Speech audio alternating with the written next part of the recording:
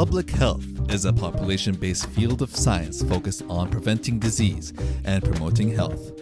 Every week, we will be engaging in interactive discussions and analyses of the latest public health issues affecting you and your communities all around the world. This is the Public Health Insight podcast. My name is Gordon, and I'm here with our public health panel, Ben, LaShawn, Sully, Will, and a special guest who will be introduced later. Before we move on, it is important to note that the views expressed in this podcast are our own and do not represent any of the organizations we work for or are affiliated with. The World Health Organization declared COVID-19 a pandemic on Wednesday, March 11th, and the situation continues to worsen for many countries around the world. Lost in all of this is the rapid propagation of misinformation on the internet and on social media. In an article titled Misinformation, Fake News and Our Health by Elaine Nasosi, a computational epidemiologist at Boston University, discusses some of the consequences of the spread of misinformation. In this episode, we'll be using COVID-19 pandemic as a case study to highlight the real dangers of misinformation when they result in behavioral changes, minimizing the effectiveness of important public health measures. To help us discuss this incredibly complex issue, we have invited a special guest. Dr. Sajjad Fazal is a health researcher at Alberta Health Services, where he conducts research on cancer prevention and COVID-19 misinformation. Sajjad holds a Doctor of Pharmacy degree from Manipal University and a Master of Public Health from Western University. He is an outspoken public health advocate, and he regularly appears as a guest on various media outlets, most recently on CBC News Calgary. Dr. Fazal, thank you for joining our discussion of this important topic. Thank you for having me. Before we can understand the public health dangers of misinformation, the best place to begin is by defining it. So, Dr. Fazal, what is health misinformation? It's a great question. I think when we look at health misinformation, we can say it's false claims, inaccurate claims that are not based on scientific facts or evidence. And this includes myths and rumors also about various health topics. So the important thing here is, we were reading the article. We were all going through trying to educate ourselves on the various ways misinformation is, created and spread. And one of the important things, we found is the intentionality is an important factor. So, sometimes you have consumers such as, ourselves who can also, even though we weren't the ones to create the misinformation, we can also propagate and give it traction by spreading it and sharing it to our friends and family. Is that something that you find is important? A lot of research is being done to stop the spread of misinformation and, creating misinformation by combating it with facts. But then when you have people like myself, my mom sends me videos and articles every day with, COVID-19, is caused by 5G. So now she is contributing to the spread. She's kind of a bystander. And now even though she didn't create information, she can reach a lot more people who can then act on it and cause more harm to themselves. Yeah, you're actually absolutely right. I mean, I receive a lot of messages that say, you should eat garlic. It's going to prevent COVID-19. You're right. And I think the spread of misinformation, and you touched upon a great point, there's two sets of things. There's one that the spread of misinformation is deliberately spread by people who gain from it in one way or the other. And then there's the other aspect, which is the public and somebody else who just forwards as received or just shares the post that somebody sent to him or tagged him on. And I think one of the ways to actually stop the spread of misinformation, and one of the messages that we need to get out to the public is do not forward as received, do not share the post that you get. Have a look at it, read it, fact check it against websites, and then share it if it's accurate. And if it's not accurate, just delete it. And if you don't mind, I'll actually share this. So there's a study been done by Dr. Gordon Pennycook, who is studying misinformation and looks at the psychology aspect of it.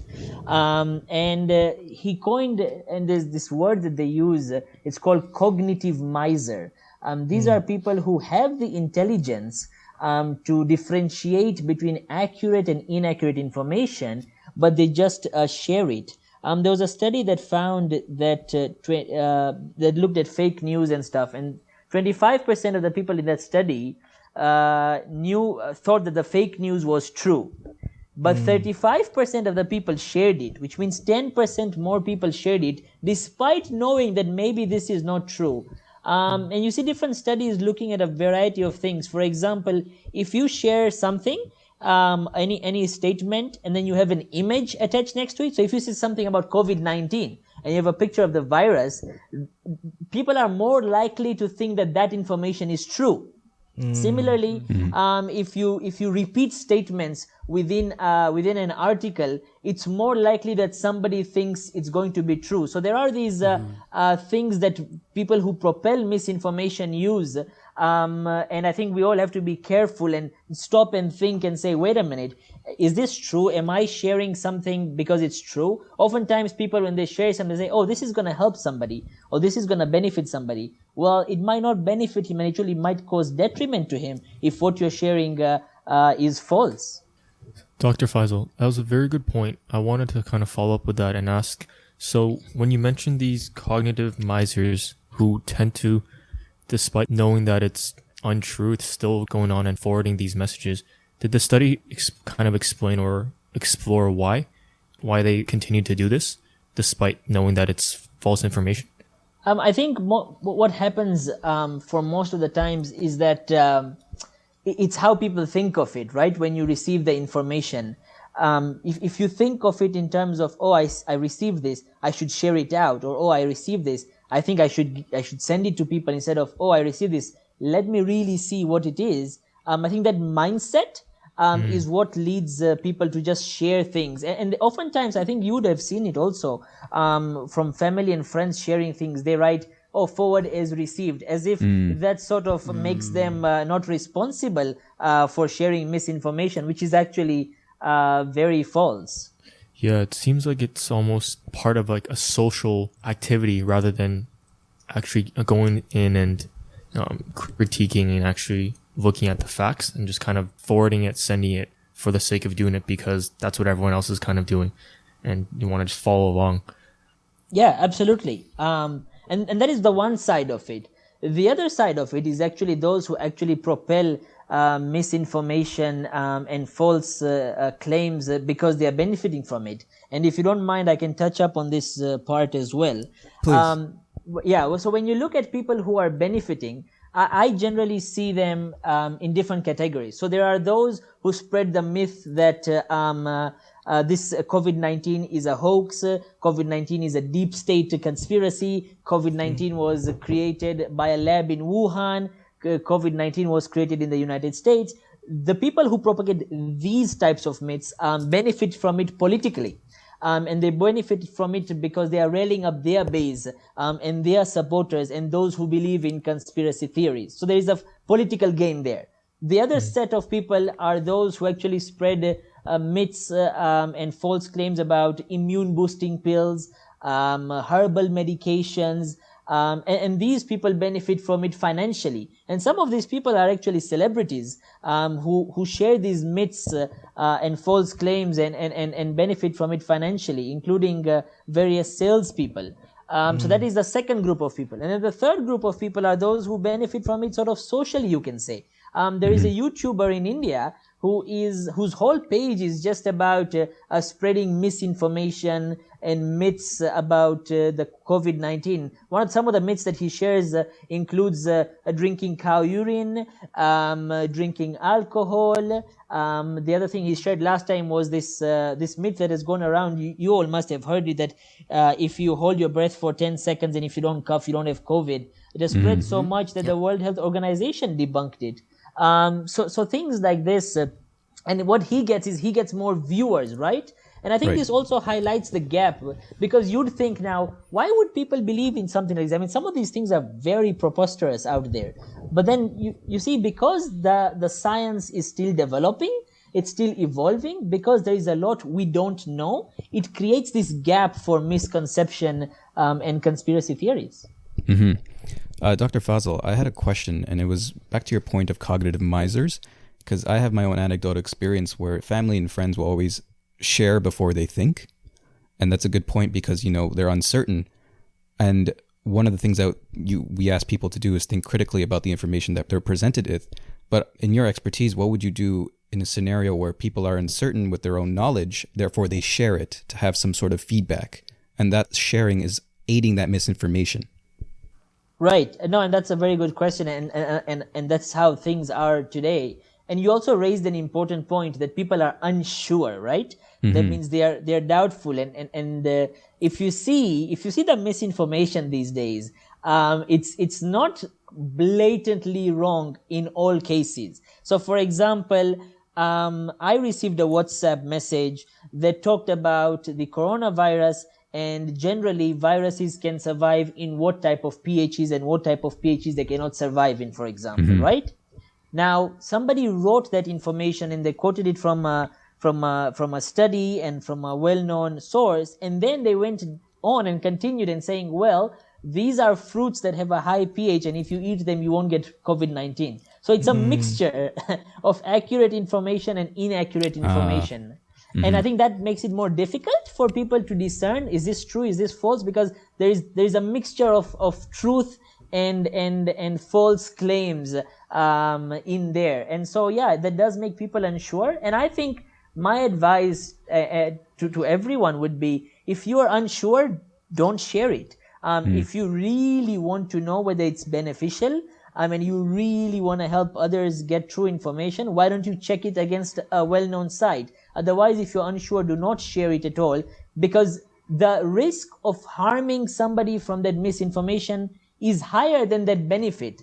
Because at the end of the day, public health messaging continues, and you're better off. And I would say to people that instead of sharing what you just received, you're better off going to various governmental and public health agency and authority websites and Instagram accounts and Twitter. Health Canada has their own Instagram account called Healthy Canadians. So you can go through all these platforms and share the information they have, which is some cool graphics and things like that. Mm-hmm. Right. So, yeah, those are great resources you mentioned. However, I kind of wanted to move into more of the anti-vaccine movement negatively has influenced the progress of controlling vaccine-preventable diseases. For example, there's been decreases in the immunization rates in school-aged children, and it has contributed to recent outbreaks such as measles and mumps. So why do you think misinformation is dangerous to public health? Yeah, so one of the reasons that you rightfully mentioned is that misinformation, and research has shown this, that misinformation and what the media states out there and what we consume on social media does influence behaviors. It does.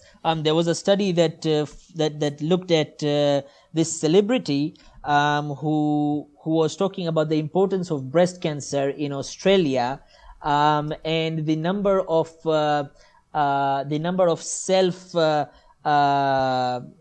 self-referred breast cancer screenings for that month jumped up by almost 20-40%. So we do know that information and misinformation does change behaviors. I mean, the president of the United States talking about hydroxychloroquine led somebody to drink a hypochlorite solution, and they ended up dead. So you do see in various cases. I mean, in Iran there was a myth that if you drink high-strength alcohol, it will kill COVID-19, and it killed about 59 people over there. And this was just a couple of weeks ago. So we do see that misinformation can harm people's behavior, can change people's behavior and harm their lives. On top of that, it can underscore public health measures and make people feel either immune, or it can make people have fear and anxiety, which can lead to suicide. And we do know that some people have committed suicide because of the fear of COVID-19. So, Dr. Fazil, my question to you is, some research studies have shown that there are many cases where false information is spread more quickly than the truth on social media platforms. And we also know that a lot of public health measures use social media platforms as a means to reach the public. Which leads me to the question, is social media our friend, our enemy, or somewhere in the between, like a frenemy? Yeah, great question. I think I'd go with frenemy, and I'll tell you why. The way I look at social media, it's a tool. It's a tool that can be used in the right way or the wrong way. You can use a car to take your friends out to the mountains. Well, not in this time, but yeah.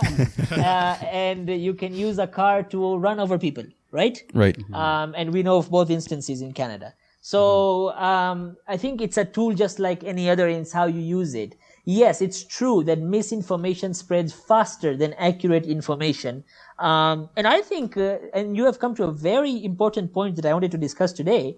It is, how can we improve health communication? I mean, when I look at things and I say, wait a minute, doesn't this show that there is a gap in the way we communicate to the public? Doesn't this show that we need to improve our game, so to speak, as public health professionals when we educate the public? How many public health units in Canada have a social media account on Instagram? How many public health units use memes? Why can't we use memes? Today I made a nice meme about COVID-19 misinformation. and I mean, the state of Ohio, their Department of Health, have you seen the video they shared about social distancing? No, we haven't. Yeah, so I'll tell you. I'll just describe it. It's a room. The tiles are black in the room. There's mouse traps everywhere. I'm try to make it descriptive so you can imagine it. There's ping pong balls on the mouse traps, and the mouse traps and ping pong balls are kept quite close together. All the mouse traps, and then somebody throws a ping pong ball, and it hits one of the mouse traps, which makes that ping pong ball go all over the place, and it continues. Right? And then they do the same thing, except this time the mouse traps with ping pong balls are kept separately, and when the guy throws this one ping pong ball, it goes in between all those mouse traps. And then they just say social distancing works. Yeah. Beautiful message. It went viral on social media. Now my concept, my personal philosophy is, let us make public health viral. Why not? Why not? Why can't we collaborate with celebrities who are ready to collaborate with public health and help spread the message? Why can't we work with media companies that do advertising for some of the biggest companies like Coca-Cola, PepsiCo? I mean, some of these companies, if you see their ads, they always go viral. It's because they work with marketing agencies that have a pulse with the public, right? They know what's trending. They know what's going on.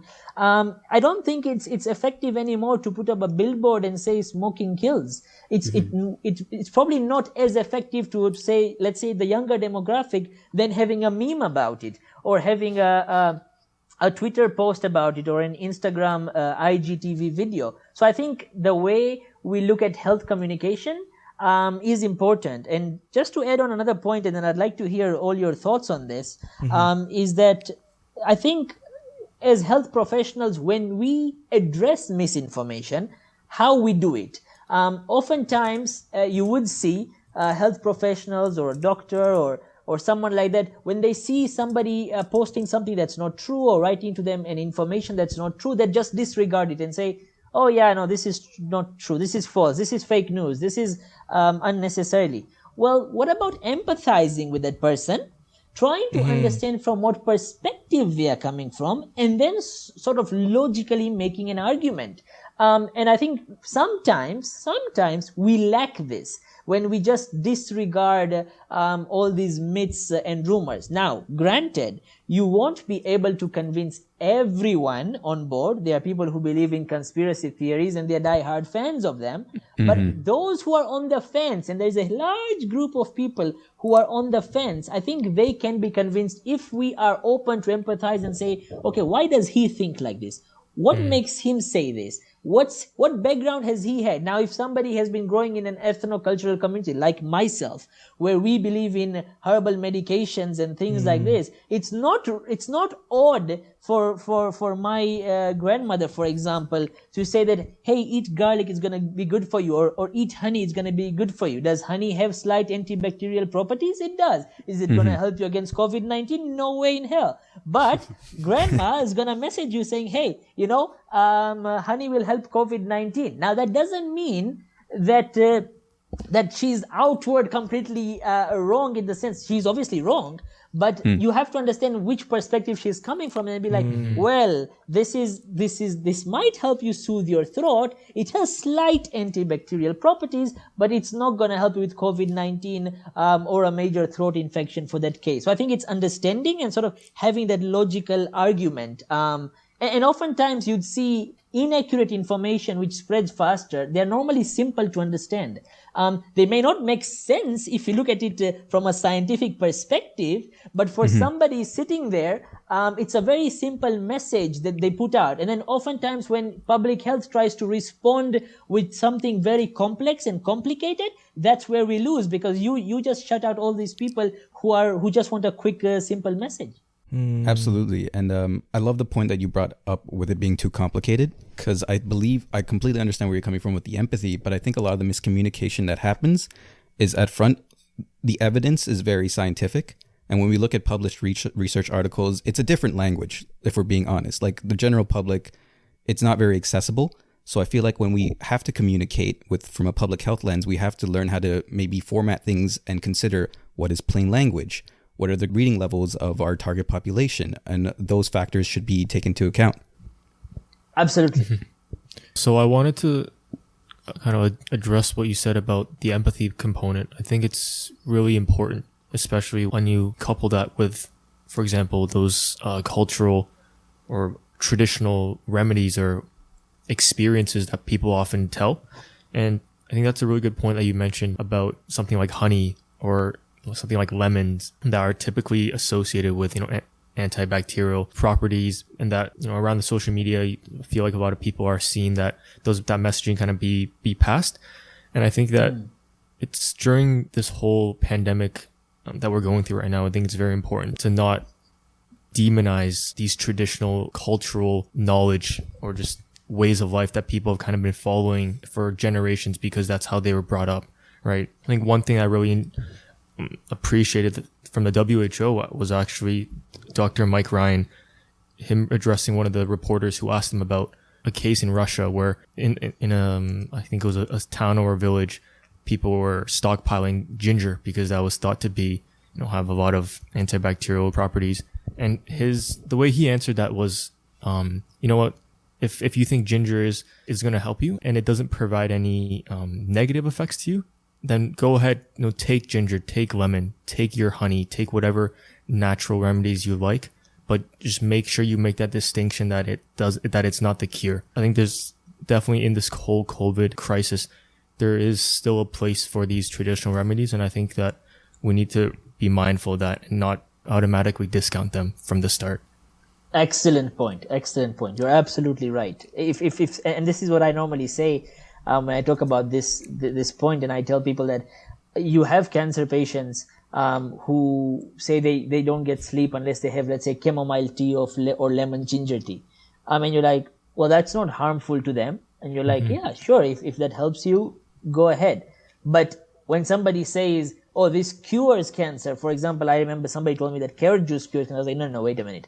That is not true. So I think it you look at things and if it's somebody talking about something that's helpful for them or something, that's a personal choice. But then when you come to talk about how it affects diseases or how whether it's going to cause a detriment, then I think we can say, oh, wait a minute, So I think it's that balance as you mentioned.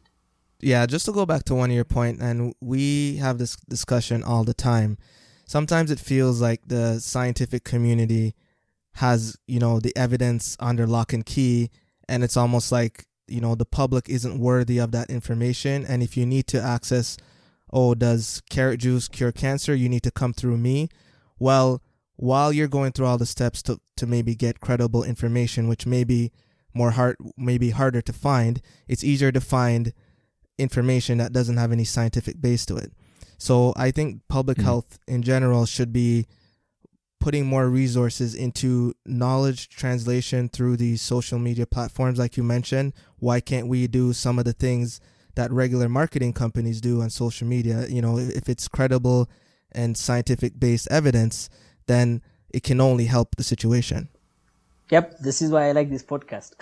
Thank you. Well, thank you. Yeah, that was a very great point. And it's nice because there are a couple of things that I was thinking about regarding this topic that we should cover, especially some things that would be helpful not only to the public but also to fellow health professionals. You're absolutely right. Yeah, we do need knowledge translation. And I'll give you a couple of examples. There is a place in Calgary. There's one in Toronto, there's one in the United States, there's a couple in the United States as well. It's called Blue Room, okay? So they have been putting out YouTube videos that if you come into this Blue Room, which they have UV lights in there, it's like a sauna type thing, but it just says UV lights, right?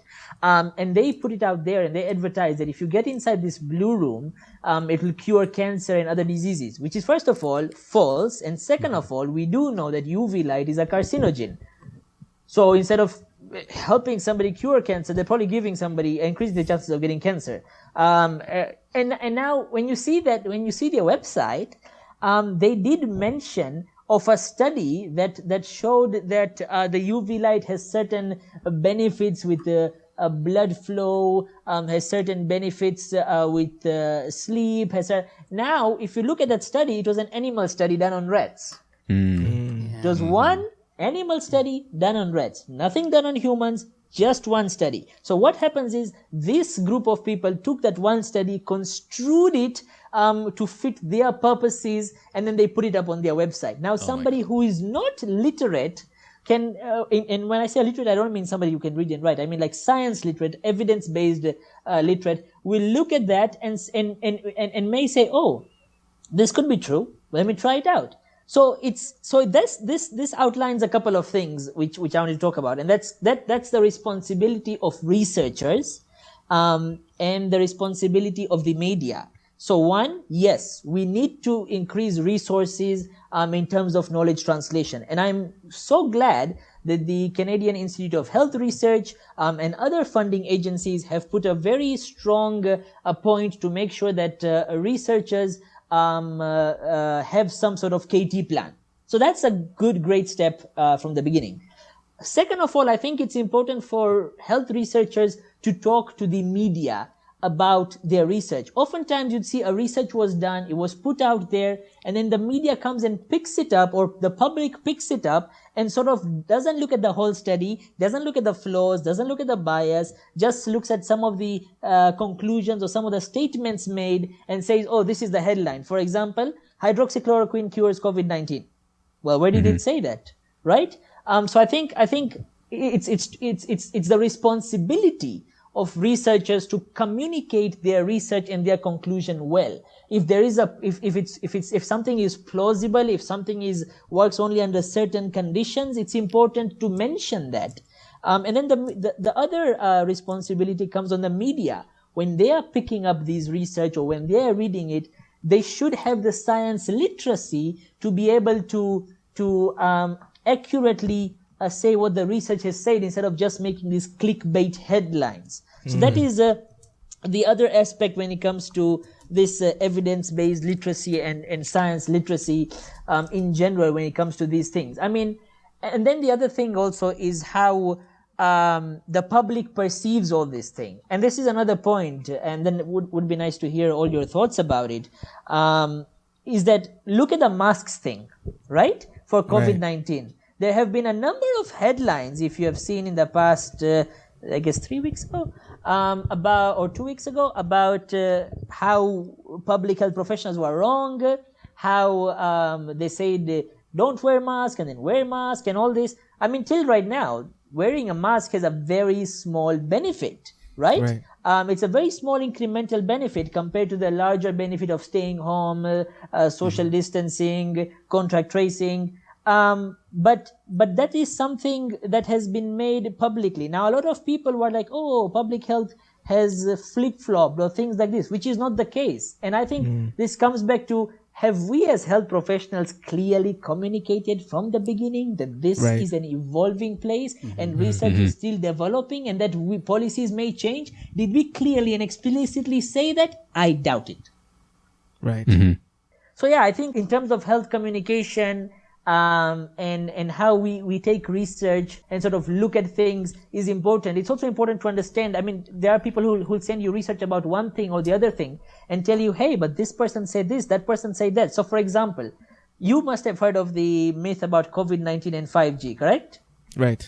Yep. Yeah. My mom was trying to sell me on that one. Oh. Would be interesting to hear how you handle that. I said, Mom, I'll call you back later.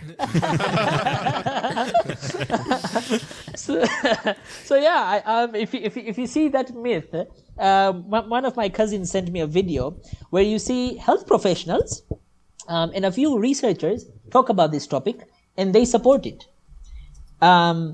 Look at anti-vaccine. There was a bogus study being done, right?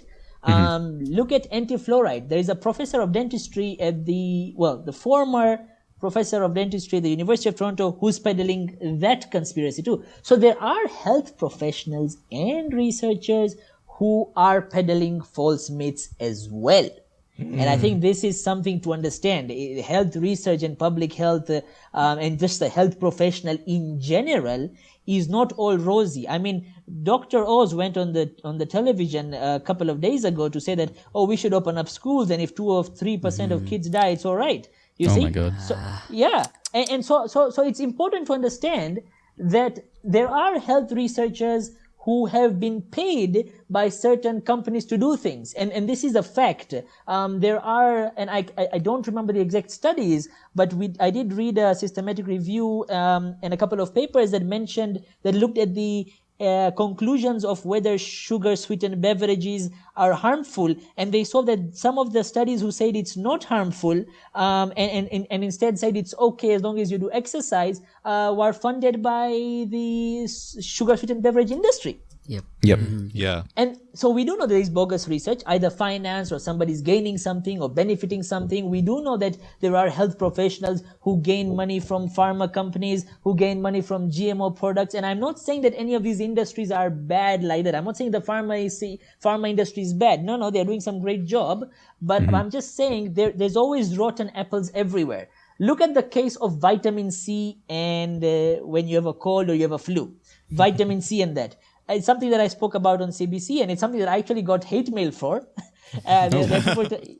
It's funny. I said if you don't have a vitamin deficiency, don't take vitamins. Instead, you can get your daily vitamin intake from eating fruits and vegetables. And somebody tells me that, you have been paid by the pharma industry. I don't know how I've been paid by the I don't know how I've been paid by the pharma industry while I'm trying to take away the multi-billion-dollar business they have on vitamins by educating people on what's right.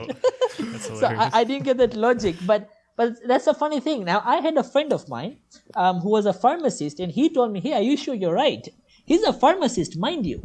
And then I gave him various research. The Cochrane Review did a nice review on this topic, and they found that there is no substantial benefit to taking vitamin C when it comes to preventing a cold. Similarly, Harvard Health also had a nice read on their website about this topic. But now, if you look at research, if you look at individual research, you will find there are some research that says, vitamin C has a benefit, and there are a good number of well-done research. They had better controls, they had a larger sample size that show that it had no benefit. Now, what does this mean? And the point that I'm trying to get to is sometimes the research water is murky because there are people influencing it. There are entities influencing it, because we do know that research impacts policy, research impacts the media, research impacts how people perceive things to a certain extent. And so there is always entities trying to muddy up the research. And I think the onus is also not only on the researchers themselves and the institutions as well to make sure that the research that is conducted is accurate and fair, but also the onus is on medical journals. How many of these journals, how many fake journals there are? Many of them. You all know there are predatory journals out there. How many people in the public know that? Not that many, Right.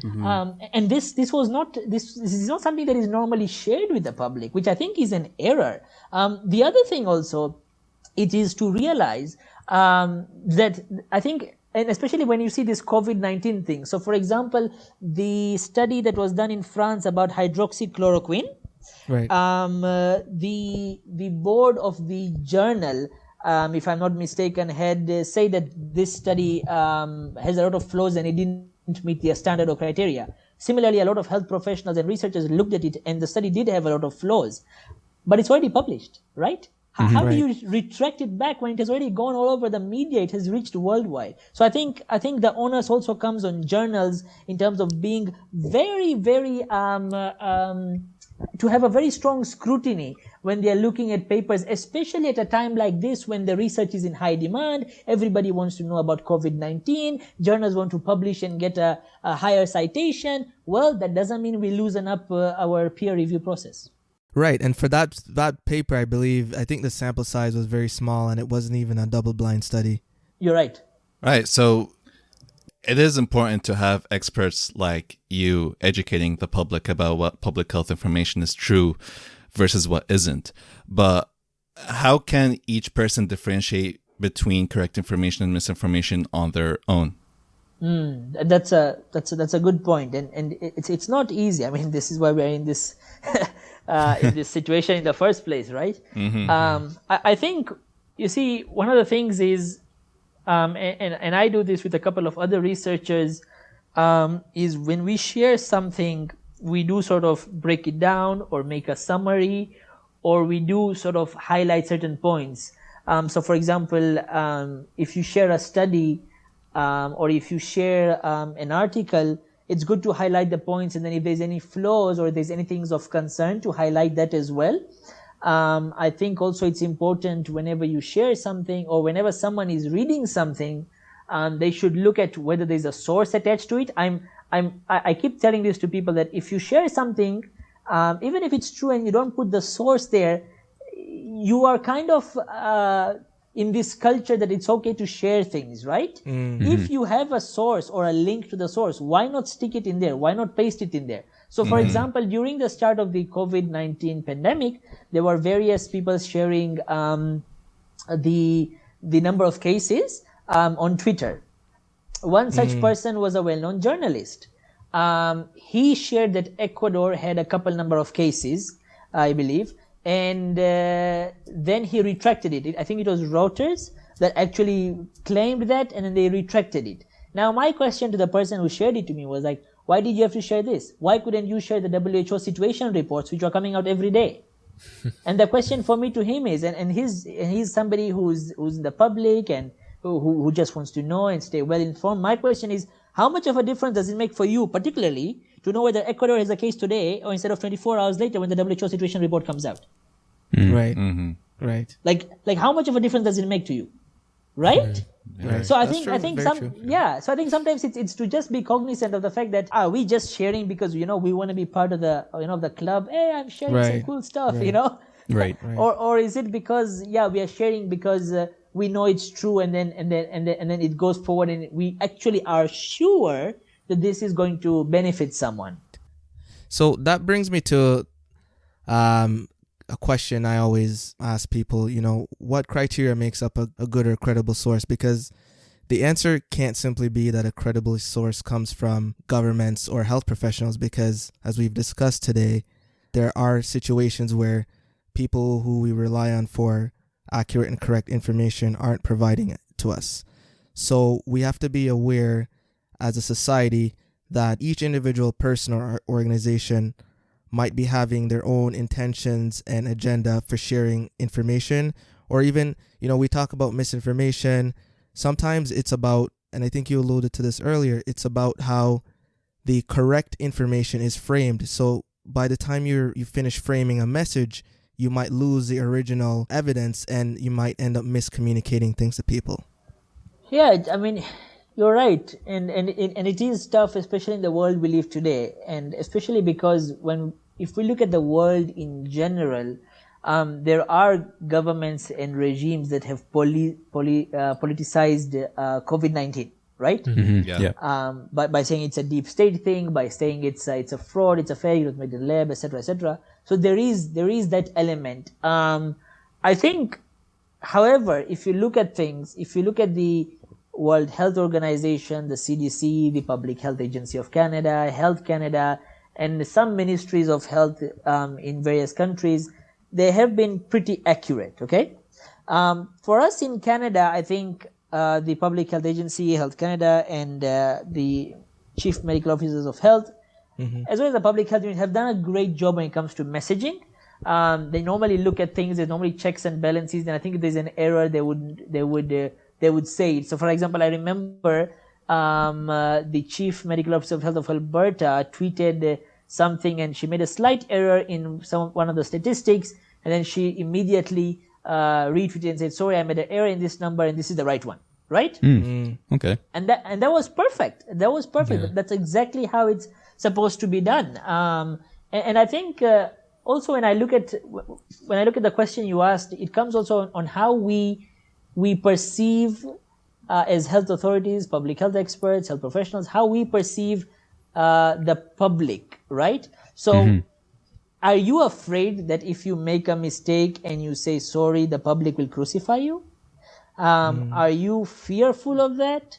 And I'm not saying this gives a leeway for you to make mistakes. No, but in case something happened, you should be ready to take responsibility for it. And this also comes to governments at the end of the day. Are they thinking just about the next election, or are they thinking of things in the long term, right? Right. And I think that plays to so many other things in public health, but also in terms of how we communicate things. There's also the matter of transparency, which has come up quite a bit during this pandemic, if you have seen, right, on the news? Yes. I think that's a tough one also, and I'll tell you why. I'm a big fan of transparency, but again, when public health authorities were looking at how they can present the models, they wanted to present it in a way that, yes, the true data shows that public health measures are working, and so they do want people to know that and see that, and there's a brighter future. But at the same time, they don't want people to get too overconfident. Yeah. And this all comes back to risk communication, having that balance between increasing the risk enough so that people actually take action and there's behavior change, but also not increasing it too much that people are fearful and panic. At the same time, you don't want to make the risk so little in your communication that people just think, oh, this is just a flu. Well, it is not. Exactly. So the pandemic is a rapidly evolving situation, and we as society must be aware that evidence could change, and health officials are doing their best to combat the spread of misinformation. We would like to thank you, Dr. Sajjad Fazal, for incredible insight you provided on the topic of health misinformation. Thank you, Dr. Fazal. All right, thanks a lot, Thank guys. you. Take Thank care. you. Take Thank care. you. Thank you. COVID-19 is directly impacting the lives of billions of people all around the world. Simultaneously, there is another ongoing pandemic occurring on the World Wide Web called the infodemic. The conversation today highlighted why public health and broader society should take health misinformation seriously, because when many people act on the health misinformation, it can impede the progress and undermine efforts of many public health measures. In order to appropriately be prepared for the next public health crisis, we must develop a deeper understanding of health misinformation concepts. We must also proactively create an action plan to address the spread of misinformation on the internet and other social media platforms, because the impacts are real, and like COVID-19, decisions based on health misinformation can also cost many lives. Thanks for listening. Remember, public health is a field of inquiry and an arena for action to improve lives one population at a time. This has been the Public Health Insight podcast. If you've enjoyed this episode, please drop us a like and follow us on Spotify, Apple Podcast, Google Podcast, or your podcast platform of choice. You can also send us your questions, comments, and suggestions for discussion topics at thepublichealthinsight@gmail.com. Thank you for listening, and we'll see you in the next episode.